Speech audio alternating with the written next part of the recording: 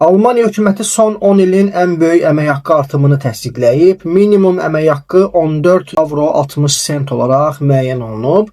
Bu 1 saatlıq əmək müqabilində Alman vətəndaşına ödəniləcək məbləğdir.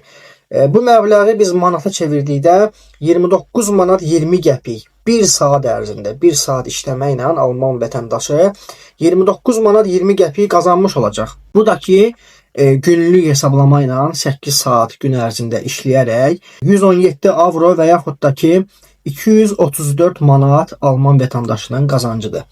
İndi təsəvvür edin, Azərbaycanda minimum əmək haqqı 400 manatdır.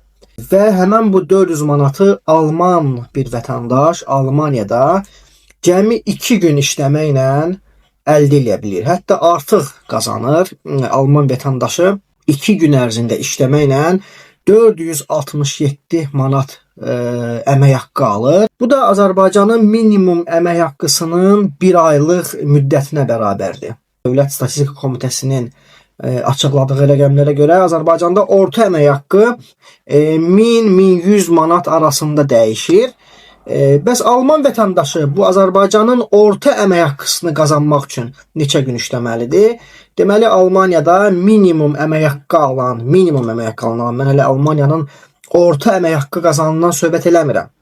Almaniyada minimum əmək haqqı ilə işləyən bir vətəndaş 5 gün, cəmi 5 gün işləməklə 1168 manat və yaxud da ki 584 avro məvacib alır. Və bu da Azərbaycanın orta aylıq əmək haqqısına bərabərdir. Mən indi burada bəzi deputatlara səslənirəm. Bütün günü efirlərdə inkişafdan, uğurlardan, rifahdan danışırlar. Bəs necə ola bilər?